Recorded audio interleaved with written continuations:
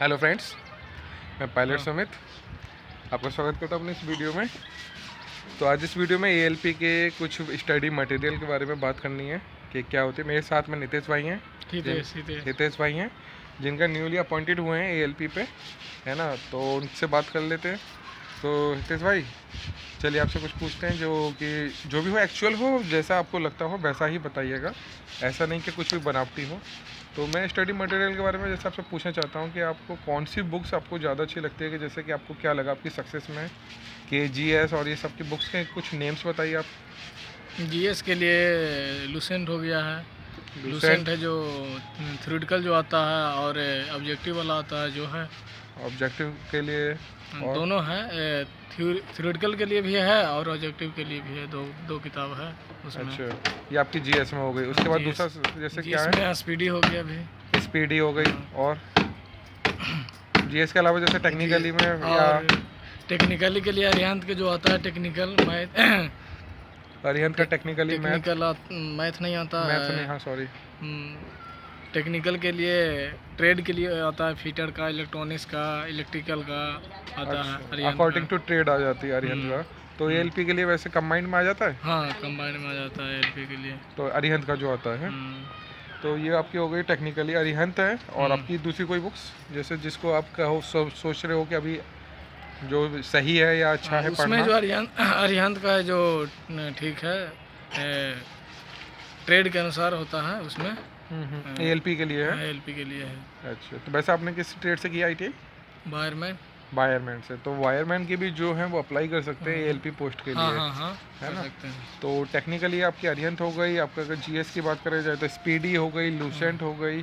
Then अगर आपकी बात करें तो मैथ के लिए जैसे आपने कौन सी बुक्स पढ़ी है? Math R S. Agarwal. R S. Agarwal की मैथ है सबसे बढ़िया। वैसे तो मैं भी मानता हूँ उसको, आर.एस. अग्रवाल बहुत अच्छी बुक्स है, ना केवल रेलवे के बल्कि अदर्स एग्जाम के लिए। तो उसके अलावा जैसे आप साइंस के बारे में बात कर लिया तो साइंस की कौन सी साइंस बुक्स? के लिए भी लूसेंट में आता है स्पेशल साइंस। लूसेंट का है ना, जो साइंस का था लूसेंट विज्ञान इस तरीके से है, एक लूसेंट साइंस। हाँ तो उसका भी बेटर है। हाँ तो हाँ। ये सारी बुक्स इनफ है या इसके अलावा भी कोई और बुक्स जैसे आप इसके सोचते हैं? अलावा क्वेश्चन बैंक है, टेक्निकल उसमें रहता है। Question bank up to date 15 years का है।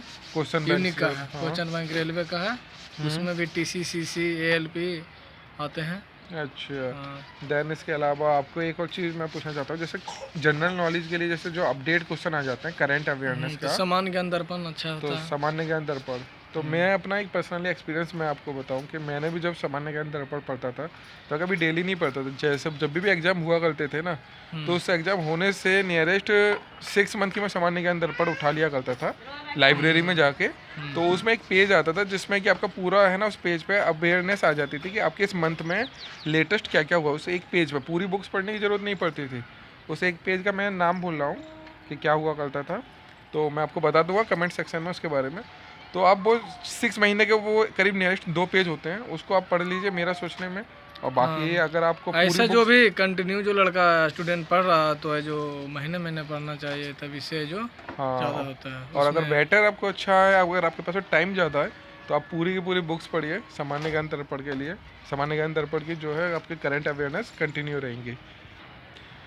तो चलिए अब रीजनिंग के बारे में बात करते हैं। तो रीजनिंग की बुक्स के आप कौन से पढ़ते हो? तो रीजनिंग में यूनिक जो क्वेश्चन है, क्वेश्चन बैंक है, उसी में आता है मैथ, रीजनिंग, जीएस। उसमें जो प्रैक्टिस करना चाहिए।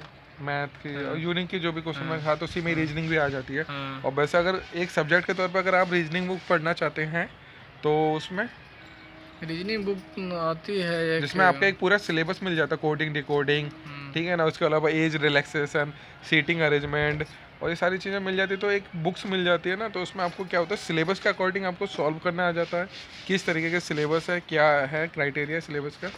तो जो है मैंने तो अरिहंत पढ़ा था।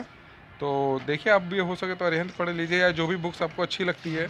यूनिक का हो गया, है ना, लूसेंट हो गया, तो पढ़ लीजिए। और अगर सिंगल ही बुक्स की बात की जाए तो आपने सिंगल बुक्स कौन सी पढ़ी है? दीपक कुमार का है। दीपक कुमार का है। दीपक कुमार राइटर होगा है। हाँ हाँ। और बुक्स नेम बुक्स ने रीजनिंग है। रीजनिंग है। अच्छा, उसी का दीपक कुमार का रीजनिंग है ना। तो चलिए आइए कुछ क्वेश्चन के बारे में बात करता है।